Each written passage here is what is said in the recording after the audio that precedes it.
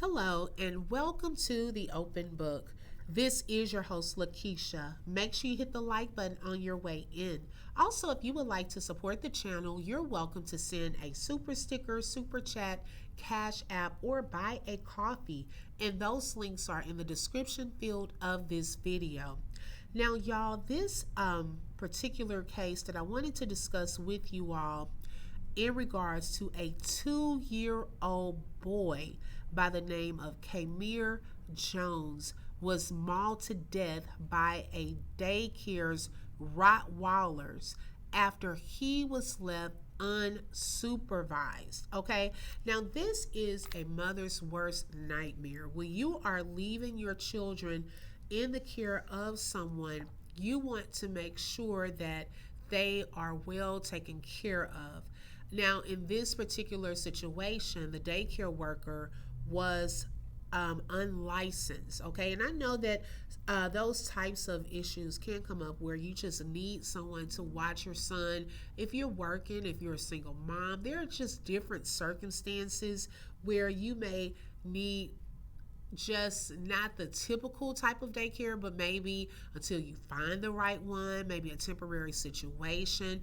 I know even with my son, we once had to find like a temporary solution because one daycare he was no longer able to attend. And in between daycares and us finding the right place, a friend she suggested a daycare that was an in-home daycare. And at the time, I thought that the lady was licensed. Okay. Well, come to find out, no, she was not licensed. And I noticed that my son, a couple of days leading up to the time I pulled him out of that daycare, he did not want to go there. It seems like when we got there, he would hesitate on going in there. And my mom used to always tell me, pay attention to those signs when children start acting a certain way about going to a particular place and so forth. Like, really, really pay attention to those signs. And just so happened one day, my daughter was out of school and I allowed her to go to that daycare with my son. And excuse me, I was picking them up early and my son was crying, and it was like a deep cry, like a when you're a mom, you can pick up on the different cries. And I said, this is not a matter of him not just wanting to take a nap. Something else must have happened. And so my daughter had told me about the daycare worker having like this stick that she had threatened to hit my son with. Now, I don't mind workers, of course, having consequences for students' time out, taking away something, or something of that sort. But if you're going to use any corporal punishment, you need to make sure that that's something that's okay with the parent. I had never known about that situation that she would have, that kind of thing going on. When I talked to her about it, she got on the defensive. And that was an extra red alert that no, my son was coming up out of there because only Lord knows what was really going on. He was young at the time also, about 2 or 3. And some things I just noticed it just wasn't going too good. So if you have some type of red alert in your intuition, or you feel like your child is hesitant about going somewhere, definitely pay attention to those signs. Now, in this particular situation with Kamir, he was there with this daycare provider named Stacy Wheeler Cobb, okay? And she had actually solicited customers or clients through a group, a Facebook group. Now, this babysitter, Stacy Wheeler Cobb, posted in a Facebook group for Valdosta City Babysitting, which is also in Georgia, okay? She said, I have a small home daycare and I currently have a new opening. I have excellent references that I can provide immediately upon request.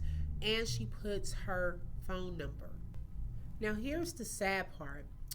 The 2-year-old boy was mauled to death by a pair of Rottweilers at this unlicensed daycare center in Georgia on Saturday while The owner was taking a nap.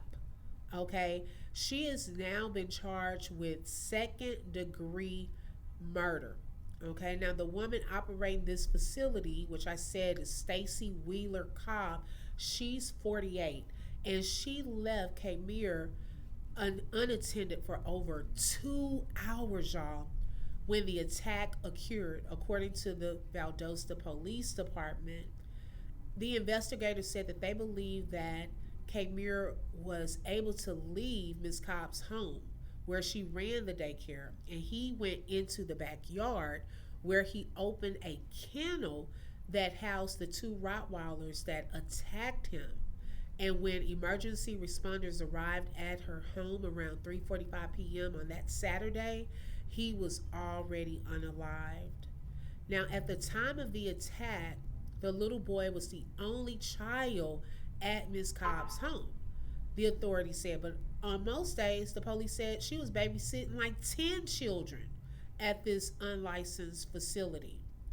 Animal control officers took custody of the two Rottweilers and a third dog that was not involved in the attack.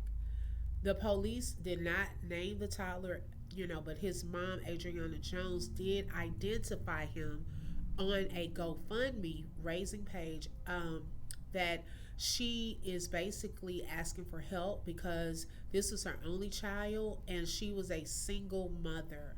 She also said that she grew concerned when she did not hear from Ms. Cobb for 3 hours and that she left work early to go and check on her son. When she pulled up at the daycare center, she said there was a large police presence. So, y'all, this lady did not even call the mom.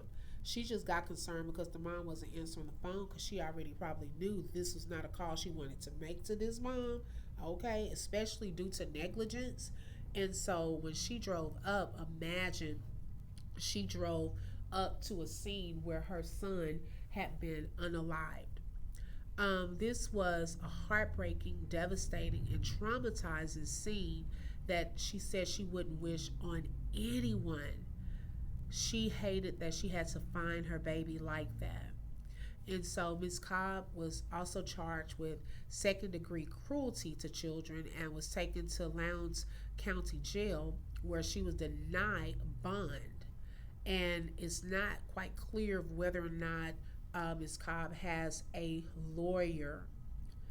Now, the police chief stated that this is a horrible and tragic event that should have never occurred, but because of negligence on the offender's behalf, a mother has tragically lost a child. Y'all, my thing is, with this situation, I mean, if she was that tired where she had to take a 2 hour nap, she probably should not have been watching any kids. I'm surprised that nothing has happened. If she was this negligent with one, imagine her with 10 children, okay?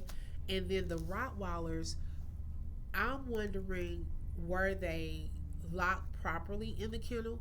And then also, her house must not be childproof because how did the 2-year-old get out of the house? It should not be that easy for them to get out the house, go into a backyard, and to open a kennel. So I have my suspicions on some things with this case.